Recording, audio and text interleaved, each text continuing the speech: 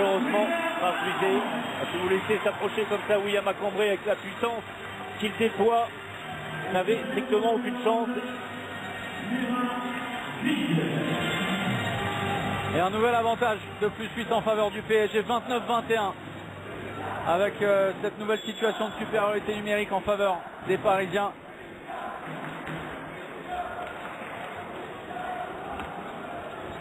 Et on voit la faute alors que Juizé était derrière William Macambray. Voilà pourquoi les arbitres ont sévi. Pavard, il entre au poste de pivot. Calvel, Fernandez. Oh, quel tir! Oh, le tir à l'angle magnifique au premier poteau. En pleine lucarne, et regardez, c'est déjà son 9e but. C'est ça avec une facilité. C'est déconcertant. Jérôme, Ça appelle du talent.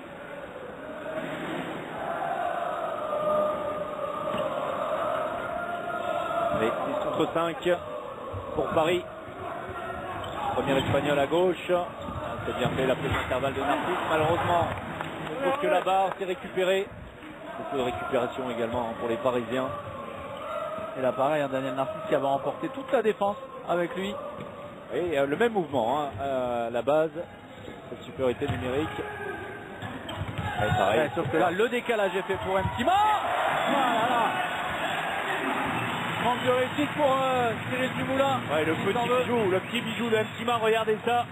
Le décalage est parfait. Il descend complètement son bras. Un petit coup de poignet au dernier moment pour remonter le ballon juste au-dessus de la tête de Dumoulin. Magnifique. La finition de Mtima. C'est vraiment l'année où il explose, Jeffrey Mtima, à qui on n'a pas grand-chose à reprocher. Hein. Voilà, qui est en train d'acquérir de l'expérience. Avec beaucoup de temps de jeu, hein, vous savez pourquoi. Le gars un peu en délicatesse au niveau de la santé. Mtima en tout cas beaucoup plus, on va dire presque discipliné que la saison dernière, où malheureusement en Ligue des Champions, ça lui avait coûté quelques frics son entraîneur. On essaye de travailler face à la paire droite. Et derrière Jackson Pavard en mode flipper. Ça c'est l'action du match. Le pauvre Pavard qui était rentré en deuxième pivot, et Calvel qui lui avait tiré dessus. Et Jérôme Fernandez qui vient de nous dire, bah voilà, ce qui est répété à l'entraînement, c'est plus Ouais. Voilà. Et bah bravo, bravo le garçon.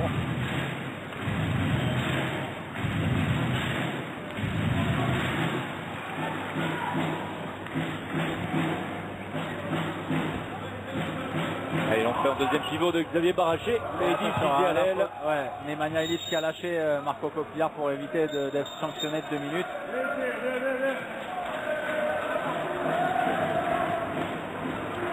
Ouais, c'est la différence absolue de gabarit entre Marco Copillard et Nemanja Ilić. On le rappelle, 1m73 simplement pour l'ailier du Phoenix.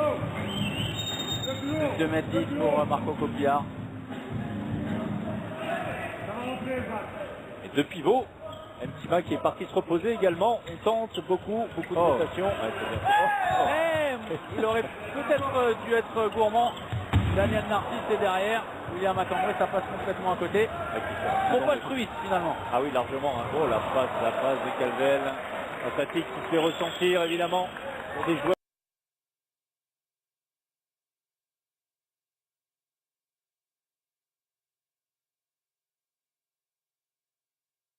Qui n'ont pas beaucoup de temps de repos. Énormément de déchets, effectivement, hein, des deux côtés. On a quand même Gunnarsson à l'aile gauche, Baraché à l'aile droite, côté parisien.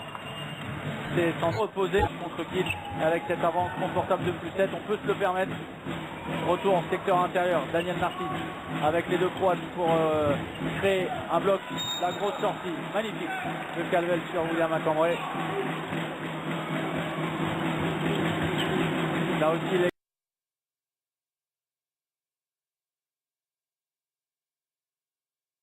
il tient bien. Florentine, même si derrière, réussit à trouver Gorgori qui s'ajuste.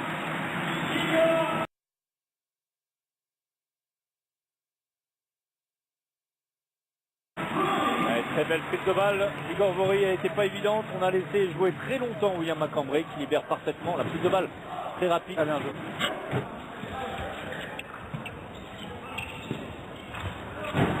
Ouais. La petite feinte de passe de Fernandez et ensuite il trouve parfaitement son pivot. Marco Copiard, très solide sur le coup. Il s'interpose. Alors visiblement j'ai dit 3,73 m pour Nemanja Ilić. Évidemment c'est 1,73 m, sinon c'est un peu grand.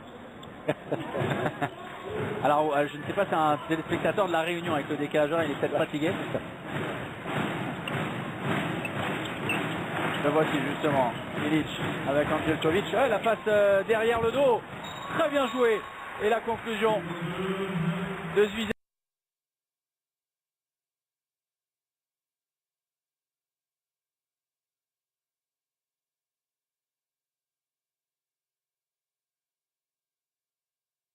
Le talent du meneur de jeu serbe. Ancien demi-centre de Szeged. Et si on vous parle de Szeged, le magnifique des jeux de la part de Copiard.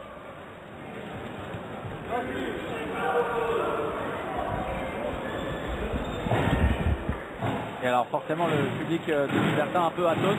Oui. Parce que c'est compliqué, même si effectivement le public du PSG n'est pas le plus chaud de France, malgré la présence inaltérable du 8e homme. C'est vrai que c'est voilà, pas de quoi s'enflammer ce soir, effectivement. Ah, on reste quand même, hein. On navigue à 7-8 buts toujours. Paris qui n'a pas encore totalement tué le match, mais on n'a pas la sensation qu'il y ait une révolte possible côté toulousain. La révolte était intervenue à ce moment-là contre Nantes la semaine dernière. Oh, alors ça par contre, ça c'était un défi de Jérôme Fernandez qui s'était fait contrer plusieurs fois.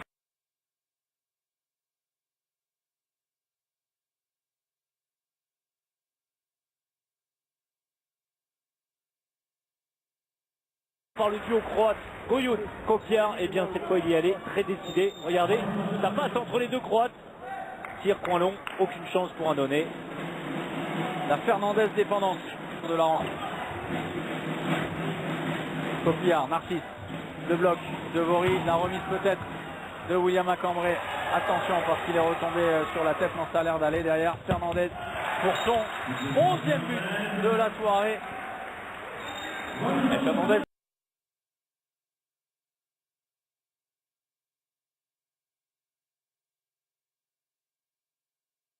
Plus pro que Copiard sur la récupération. Ensuite, il prend tout son temps.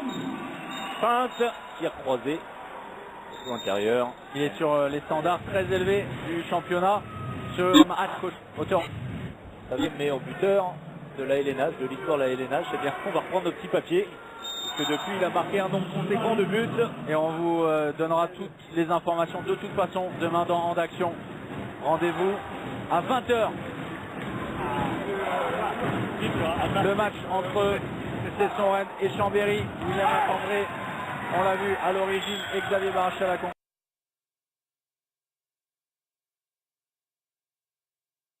Et un nouvel arrêt de Cyril Dumoulin sur son partenaire de l'équipe de France. Arraché n'est pas un ailier naturel en tout cas. Allez, le Schwenker. Voilà, il va finalement finir par fatiguer les Croates. Jakov Goyoun. Ça va, pardon, mais ouais. une balle de moins 4. Côté Toulouse. Ah oui, super tireur. Oh, dommage dans la connexion pour lui. De Patrice Saint-Donné. Phénoménal et important effectivement, avec une vraie occasion de revenir dans la rencontre. Et derrière, Cyril Dumoulin répond à son homologue parisien. Allez, dommage pour Gilbert, regardez, qui est mis dans le vent. Igor Vori. Et la belle parade, hein. Ouais, Saint-Donné. Et les Toulousains qui avaient la possibilité de revenir à 4 buts, un carton jaune au passage pour Rudy Zaccarou, l'entraîneur adjoint de cette équipe de Toulouse. On avait considéré que la faute sur Daniel Narcisse n'était pas énorme. Il y avait eu des difficultés dans la gestion avec Joël Da Silva la saison dernière. C'était très compliqué entre les deux hommes. Da Silva, ça marche plutôt bien là, du côté de très heureux pour Joël Da Silva effectivement. Avec le derrière. Super. Le service au niveau. Le gros travail d'Igor Vori et la conclusion parfaite. Et encore une fois, on va mettre en avant la prise de balle de Vori très rapide, très fort sur les mains. Ça n'a pas toujours été le cas dans le passé. Paris du coup qui reprend ses aises. Allez, très bien, très bien. En 2 temps, la feinte de Gilbert, vous parliez du talent du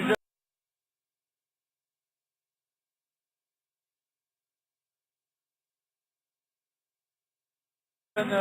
Maxime Gilbert, 23 ans simplement.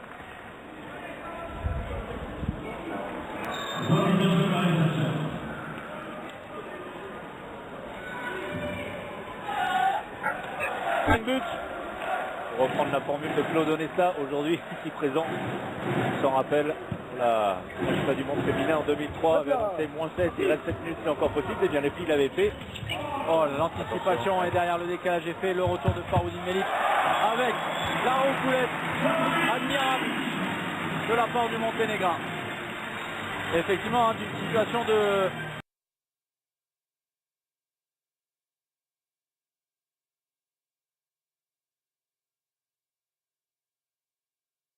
-4, on est à plus 6 côté PSG.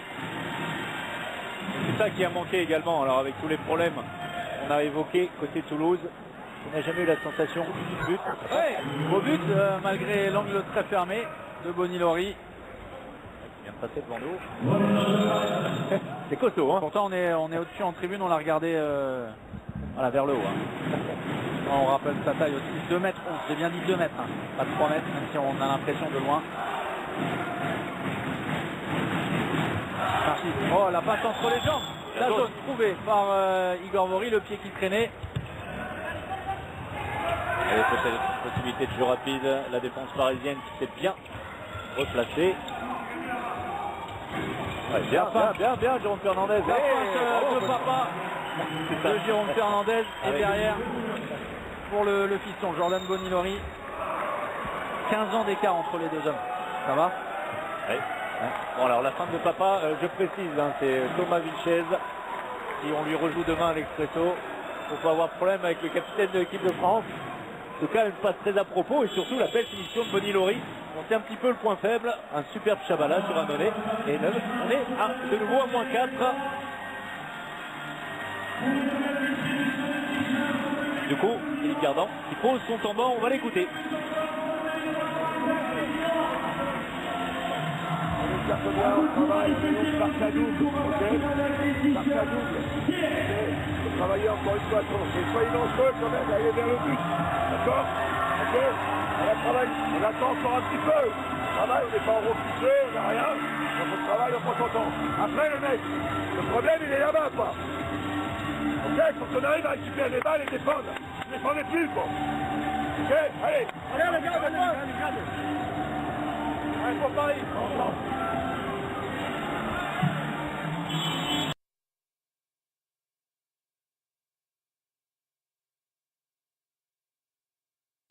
Allez bien prendre son temps en attaque. Voilà les mots de Philippe Gardan qui souligne que le problème il est en défense. Bah, le problème il y est depuis un petit bout de temps quand même dans cette seconde période.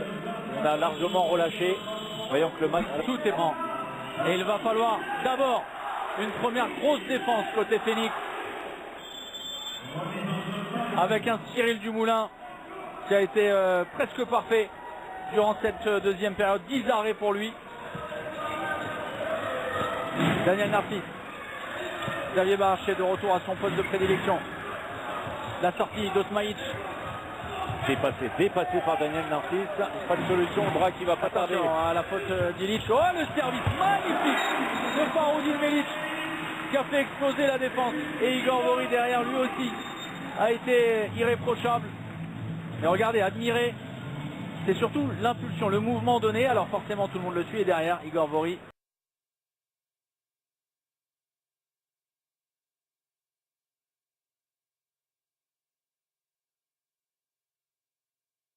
Et libre.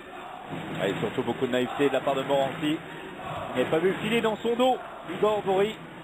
Il aurait été très efficace aujourd'hui, le Croate. De retour de Toulouse. Il reste 1 minute 45. Paris va s'imposer.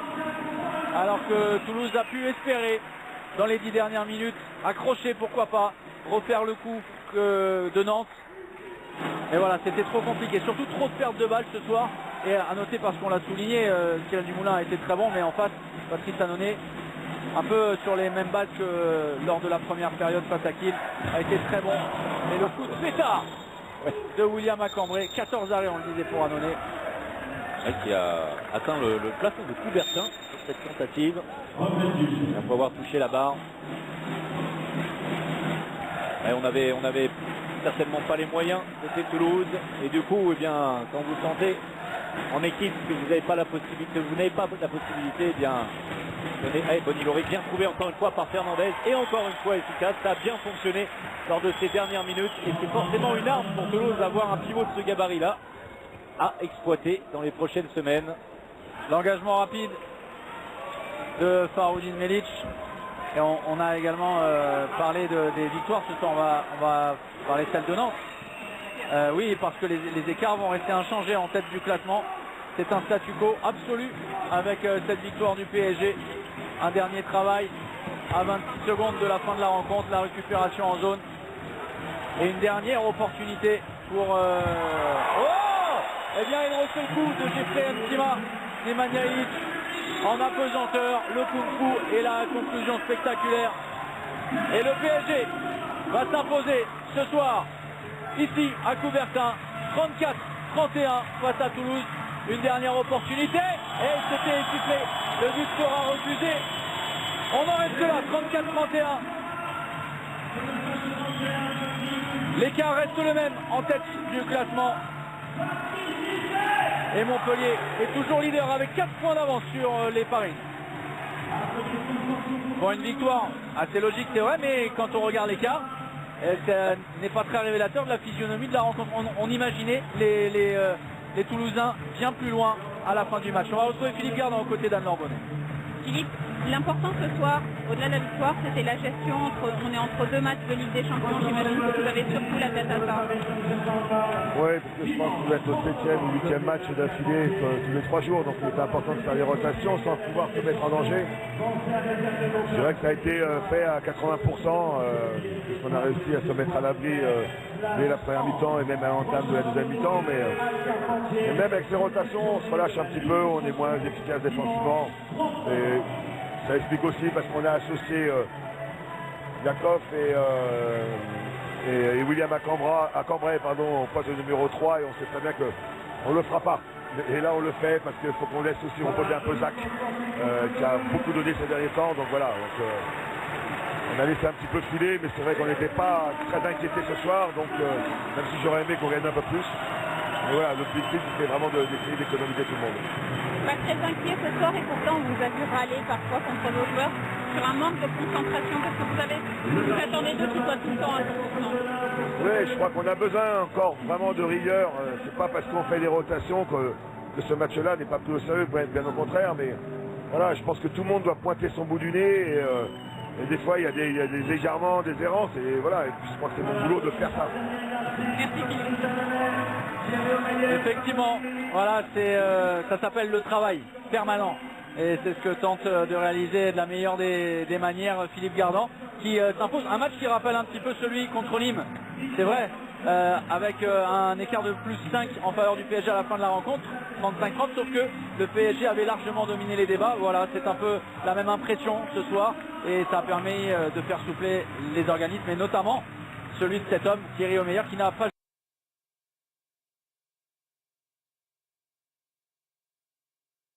joué une minute, et tant mieux finalement pour Thierry Omeyer et le PSG. Non mais soyons clairs, hein, pour rebondir sur les propos de Philippe Gardant, Paris n'a jamais été en danger. Toulouse a fait illusion pendant 10 minutes en restant accroché au score. Il faut quand même un Gardant et avoir une bonne grosse victoire, vous savez quoi, par 10, 15 buts, parce que Paris est capable de le faire. Il y a d'autres équipes qui savent le faire, et je pense notamment à une équipe dans le sud qui s'est imposée de 11 buts ce soir à Aix, puisqu'elle a eu la possibilité de le faire tout simplement, et bien elle l'a fait. Philippe Gardant, c'est ce qu'il aimerait pour avoir un petit peu plus de certitude, pour avoir un peu plus de joie. Finalement, on va regarder le score, et 34-31, ben voilà, c'est une mi-fine mi-raisin, même si encore une fois, Paris a maîtrisé son sujet aujourd'hui, sans souci. C'était trop compliqué pour Toulouse. Mais c'est un petit peu ce qui reste coincé là. Alors, le PSG va désormais, avec un jour de récupération en plus, eh bien se reposer les organismes des joueurs, parce qu'il y aura un déplacement fantastique à Kiel. Après la défaite de 2 buts à la Halle Carpentier, c'était dimanche dernier. On va vous laisser là-dessus. On se retrouve demain. Le match entre Cesson-Rennes et le Chambéry de Jackson Richardson, vous dit Victor O'Brien, maintenant vous l'appelez comme vous voulez. Nous serons avec François Xavier avant le coup d'envoi, 20h pour En Action. Merci Anne-Laure Bonnet, merci. Vous revenez quand vous voulez. Ah oui, On a passé une très bonne soirée. oui, on est très bien avec vous. Merci à toutes les équipes de Visual, merci à Thierry Coulon à la production, à Dominique Brett à la réalisation et merci aux preneurs de son. Très très bon boulot ce soir, rendez-vous demain 20h, salut. Salut.